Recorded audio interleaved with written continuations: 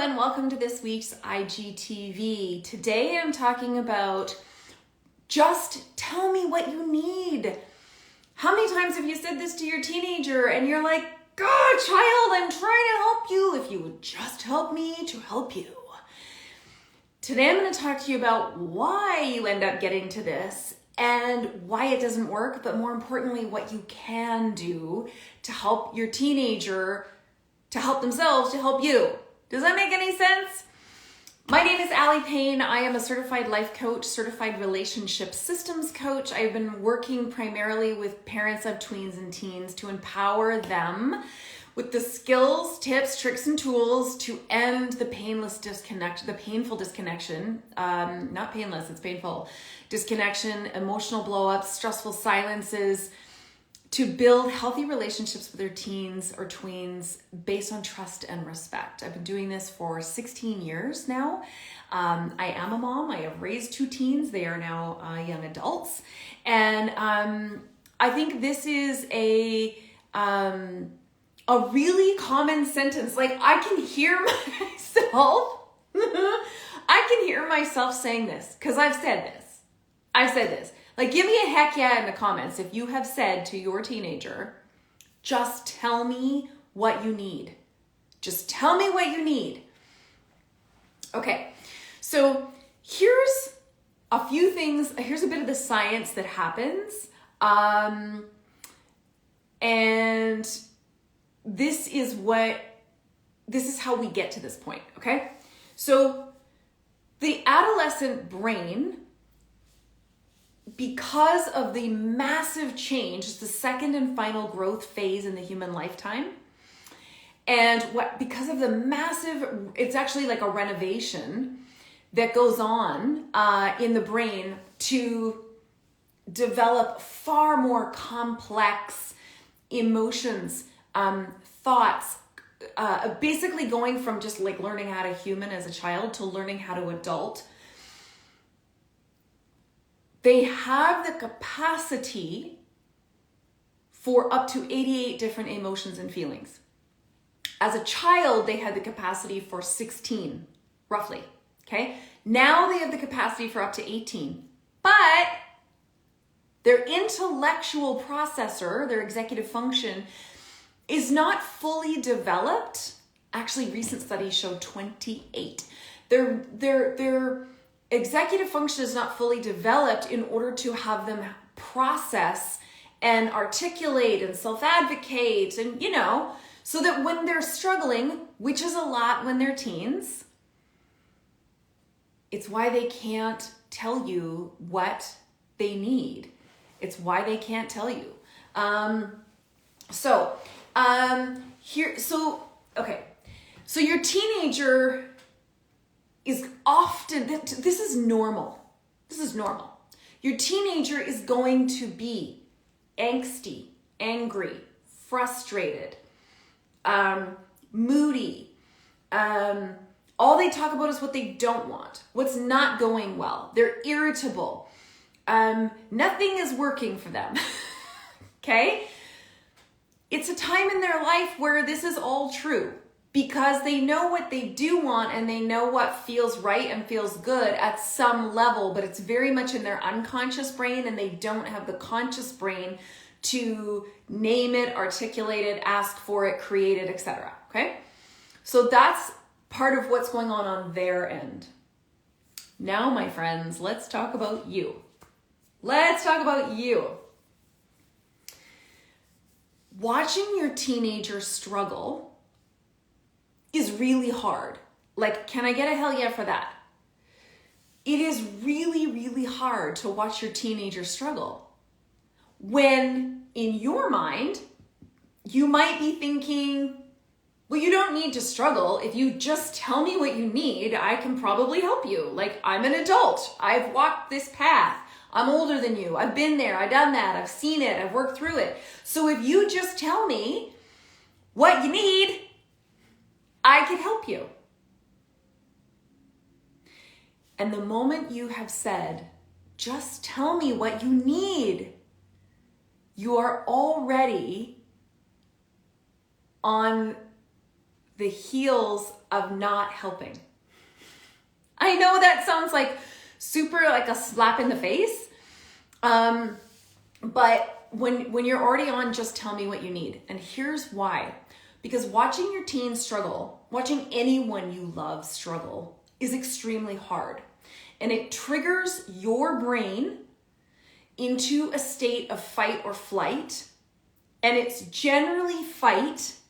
And fight in this case means fix. There's like a whole other stage for parenting.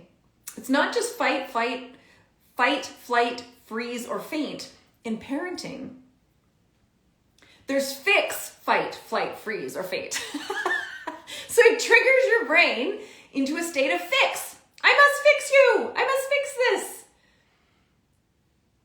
And because you love your teen, of course you do, because you love your teen, you don't want to see them struggle, right? So you go into a state of fix. And that's when you are perhaps asking loving questions. Well, what would you like to happen? Or, well, have you tried this? Or have you thought of this? Or like all really good, loving questions. And then your teenager gets more frustrated and they get more angry. And that's when you dig into just tell me what you need. Okay, so here's what's going on in their brain. Because they are highly emotionally reactive, which is a function of the teen brain, okay?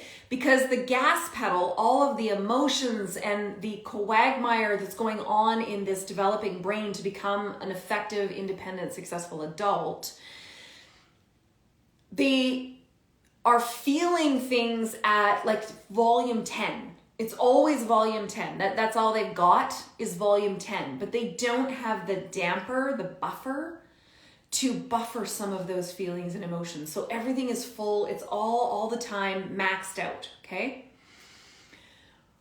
And then what happens in the brain, this is the Dr. Daniel Siegel hand model of the brain. This is the brain stem, okay? This would be the brain. This is the prefrontal cortex, this part here, the executive function. This here, okay, is the amygdala and the hypothalamus. Okay, this is the emotional part of the brain. Now, the emotional part of the brain in a regulated adult brain is like this, okay? Nice and safe and protected. So we got the brakes, we got the filter on top of this really messy, wild, rainbow, whole emotions brain, okay? Like this, okay? Now, a teen brain on a good day, a teen brain is kind of like this, okay? You see how the amygdala and the thalamus, the emotional part of the brain, is left kind of unprotected. It's left a little bit raw there. And their prefrontal cortex, the executive function, is not fully formed yet. So it's got some breaks in there, okay? It's got some holes that are not yet formed and filled in. This does not have to do with IQ. Don't make that correlation, it's incorrect, okay? So their teen brain is highly emotionally reactive. This is why, because they've got an unprotected emotional brain that is out in the world and it is highly reactive and sensing everything. And so you get a lot of moodiness and frustration and angsty and pissy and sassy and all that stuff. And what's happening is really quickly, the teen brain becomes dysregulated. This is what Dr. Daniel Siegel calls flipping your lid. Flipping your lid, okay? What that means is that when the emotional brain gets hijacked sufficiently, we lose access to the filter, the buffer. We lose access to that. It goes offline. It's not available, okay? Again, this is not about IQ. So when your teen is normally in this state and you want to help them, of course, you want to help them. So you're trying to help them. What happens is the more loving and well-intended questions you ask, just tell me what you need. Like, have you thought of this? Have you tried this? Well, are you sure that's what they said? Are you like all of these questions? well-intended, send your teenager into a state of dysregulation. It sends your teenager into higher levels of fight, flight, or freeze, okay? Now, I'm gonna read off a chart here on my laptop. I'm gonna read to you some of the symptoms. Fight, okay, looks like yelling, screaming, using mean words, hitting, kicking, biting, throwing, punching, blaming. Hello, teenagers. Blaming, deflecting responsibility, and defensive. Does that not just describe most teenagers right there? Yes, it does. Demanding, controlling, oppositional, defiant, non-compliant. Could be teenagers. Moving toward what feels threatening, irritable, angry, furious, offended, aggressive. Also teenagers. Okay, so do you see them saying that their brain is almost always in a hijacked state? And it's not because they are trying to be immature or unruly or just do this to piss you off. This is their brain, okay? Now, flight looks like this. Wanting to run away, unfocused, hard to pay attention. Unfocused, hard to pay attention is a flight response. Fidgety, restless, hyperactive, preoccupied, busy with everything but the thing. Procrastinating, avoidant, or ignores the situation. Okay, that's also a state of flight. That's not being lazy or irresponsible. Please stop labeling that. Moving away from what feels threatening. Anxious, panic, scared, worried, or overwhelmed. Okay, so your teenager is in a state of fight or flight. Now, here's the big one. Your teenager is struggling, okay? The more you ask all these loving, intended questions, the further into dysregulation they go, which I know is completely counterintuitive. Like, how is that even possible? I love my kid. I'm just trying to help my kid. How is that making it worse? Because the teen brain does not yet have the capability, they have the capacity for adult level feelings, thoughts, and emotions. They do not yet have the capability to effectively articulate, name, express, and self-advocate, which, by the way, that's your job. They don't just wake up one day and have that software installed. That is your job, to help them teach, to learn the language, to refine their message, to call out emotions, to name them, etc. They just get more frustrated because they feel more unheard and unseen.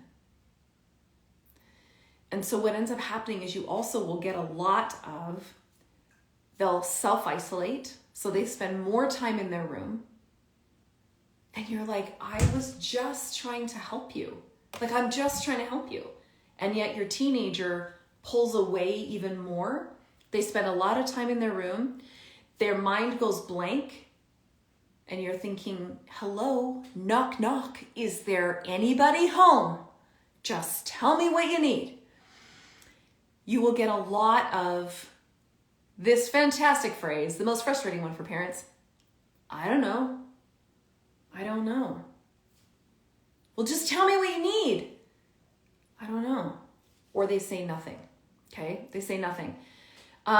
They zone out. Okay? Or not because of you, but can appear depressed, numb, bored, helpless, and apathetic. Okay?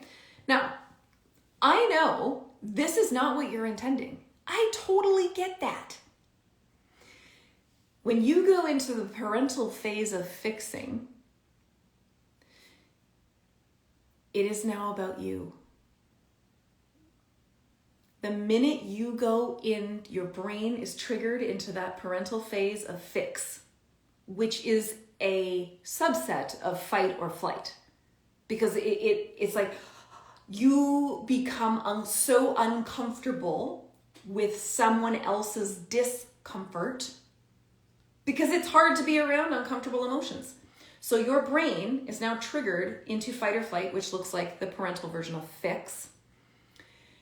You are driving your teenager further away. You're naturally not like pulling them close.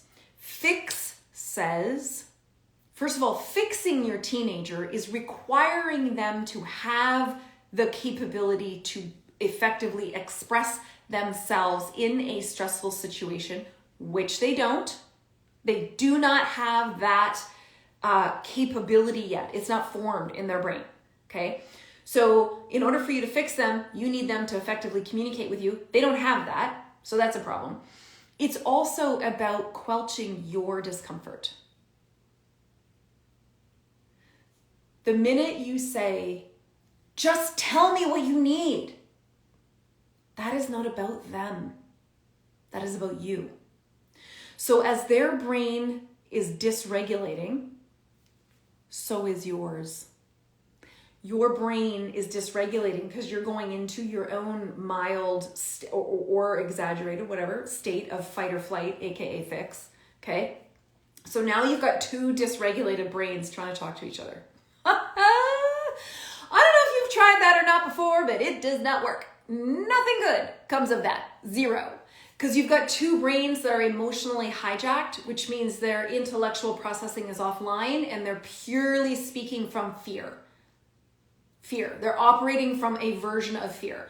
I'm so uncomfortable that you're uncomfortable and I need to fix you and you're not helping me fix you. So I'm getting more and more angry at you when it was never your fault in the first place. I didn't know how to support you. So, great question, butterfly. Here is the answer. What your teenager needs when they are in any state of fight, flight, or freeze, or generally speaking, because their brain is already, this is a normal teenage brain state. This is a regulated adult. This is a teen brain, okay? On a good day, on a good day, okay? What your teen needs from you is for you to check yourself. This isn't about you. Their discomfort is not about you. What your teenager needs is for you to be present with them in their emotional mess, to make space for it without needing to fix it. You don't need to fix it. You are not a better parent or standing on moral high ground because you have some magic wand that fixes your teenager's uncomfortable emotions. In fact, needing to fix your teenager's uncomfortable emotions probably comes from how you were raised. You know, where there was good emotions and bad emotions. And when you did any of the bad emotions, your parents let you know RFN, that those were not okay, that made them uncomfortable, and you needed to shut that shit down so that you could continue to be acceptable, to earn their love and approval and be pleasing to them. Does that sound familiar? Your discomfort with your teenager's challenging emotions probably comes from your upbringing and what was allowed from your own emotional state.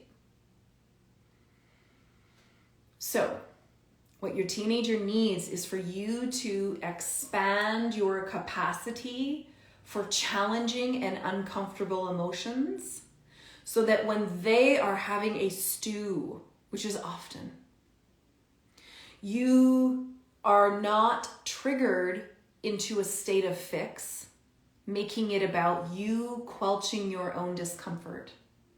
What they need is for you to have the capacity to hold and be witness, just witness their mess and normalize it and make it okay using two skills. Number one is empathy. Empathy doesn't mean agreement. Nowhere in the definition does it mean agreement. Empathy means the ability to believe someone else's experience as they believe it to be true, not as you would have experienced it yourself. So that you would say to them, oh man, that sucks. That is so hard. I'm so sorry. Oh, that's rough. Gosh, that would have been really hurtful to hear somebody say that. Or yeah, that would be really concerning if you thought your teacher said that to you, or if you saw your teacher do that, or whatever it is. This is not about deeming right and wrong. This is about allowing your teenager their messy emotional process without needing to fix it, because you are now comfortable with that. Now, empathy is the first one. Empathy is believing their experience. Say, I believe you. That must be really tough. Validating is making their feelings right. Wow, yeah, I would feel that way too. If I were you, because this isn't about what you would have thought or what you would have done. This is about them. You are getting over there with them. Okay? Now, here's the last thing I want to say about this, which I just completely lost my train of thought on, so I'm going to come back to it. So emotional capacity, first of all, it starts with you building your own capacity for discomfort, uncomfortable emotions. I want you to check how you were raised, and please remove labels of good feelings and bad feelings. Can we just stop that now?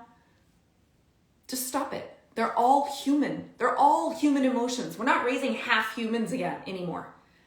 We've done that for generations, and we can scientifically prove how that amplifies and contributes to mental health challenges, because you can only have the happy feelings, the feelings that make me feel good. We're having all emotions because they're all human, okay? I remembered what I was going to say. Lots of parents tell me they're terrified about allowing their teenager to go down the rabbit hole of darkness and doom because they're afraid they'll never come back. That is also a sign that you may not have ever had permission to do that yourself. To allow yourself to go down the rabbit hole and fully process all of that muck in order to come out the other side, which, by the way, does actually happen. It's one of the first things we learn in our coach training, is to do not ever deny or abandon someone their emotional process, even if it is horribly uncomfortable for you. Don't do it. Because when you allow someone to go down into the pit of despair and you just keep talking about, yeah, what else is there? What else? What else? Tell me more. And you just keep pulling on that ball of yarn. They do actually come up the other side. In fact, not allowing someone to go down there and fully process the depths of really challenging, mucky emotions perpetuates that emotion, because they were never allowed to fully explore it, which is the only way the brain can process, release, and heal from it. So I want you to check your belief about, your teenager comes home and they say, oh my gosh, it was such a terrible day. So-and-so said this and someone wrote this and I hate myself. I hate myself. The minute you go to cheering them up, you've made it about you again. You've made it about your discomfort with what they're saying, and it is requiring them to deny, abandon, or suppress the part of them that is true in order to have you feel comfortable. And teenagers tell me this all the time. In fact, adults tell me this from when they were teens, that because their parents lacked the capacity or permission to go to deep, dark places, they felt guilty sharing challenging emotions, and so eventually they just stopped sharing them. And what they learned was even they should not feel them. And so they learned to deny, abandon, and suppress that part of themselves, becoming a half human with only pleasing emotions that other people found acceptable.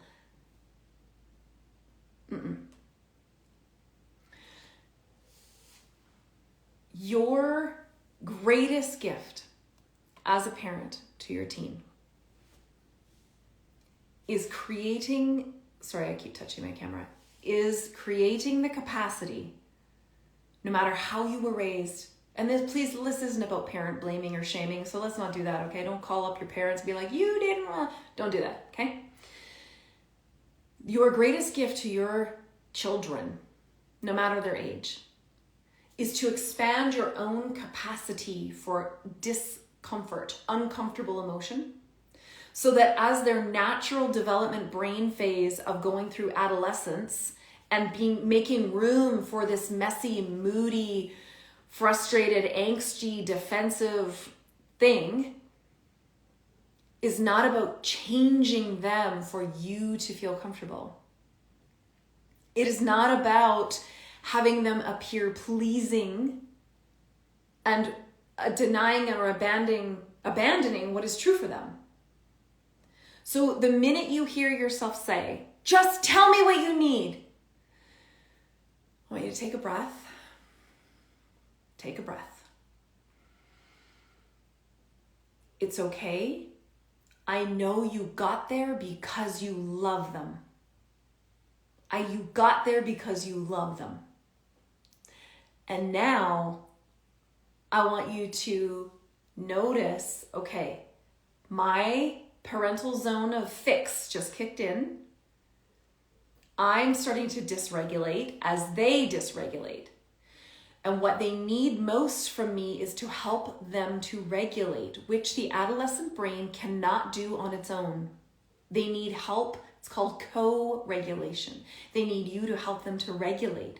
And that happens via offering empathy, which is simply making room and acknowledging, believing their feelings and experience as they experienced it, not as you think it should be.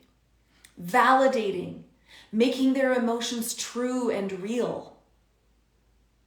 Letting them go down in the pit and making space for the curious muckiness of what else is there. Knowing that that in fact is the way that they fully process and then release and come up out the other side. That's about raising a whole human. And you can equally love your child when you want to fix them, which won't get you what you want because it only denies the emotion that's trying to be seen and heard.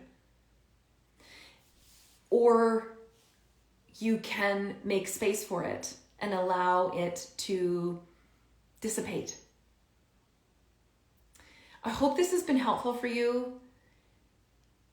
It's the phrase, just tell me what you need, is the first thing that triggers you into, I am getting unregulated as they are unregulating. And as I take a breath and make space for them, knowing I'm okay if they're not okay. Because when I'm okay, they can be okay. When I'm okay, I'm regulated, I'm present. This isn't about me, it's not personal. And when I'm regulated is when you can help your teen. When you are regulated is when you help your teen to regulate. You build emotional safety. You build psychological safety. And empathy. Did you know that those are 3 core pillars to maintaining influence in someone's life? Not control, influence. So sink into this for a minute and be willing to look at yourself and ask yourself these questions. And then notice when this comes up to take that breath, to begin to regulate yourself so you can help your teen to regulate. Thank you so much for joining me today. Again, my name is Allie Payne. You can find me here on Instagram at Allie Payne. Hit the follow if you're on YouTube. Hit the subscribe button. I'm on TikTok at Allie Payne. I am on TikTok and I am on TikTok Wednesdays at 11 live, Thursdays here on Instagram at 11, and you will always find all of these videos go on over to my YouTube channel. You can also check out my website, alliepayne.com. Under the resource section is all the good free stuff that will help you start now. If you're looking for something right now, then go to the link in my bio on Instagram here or my website under resources and start with the 10-day free listening challenge. This 10-day free listening challenge was created for exactly this conversation. Exactly this conversation. You'll get 10 days of free emails, each one with the science behind why it's not working, what you need to do, the exact script, simple tiny steps, and a little tiny 3-minute video to walk you through moving away from just tell me what you need to whatever you're feeling is good. Whatever you're feeling is welcome here. And I'm okay, even if you're not okay. All right, thanks everybody. I will see you again next week.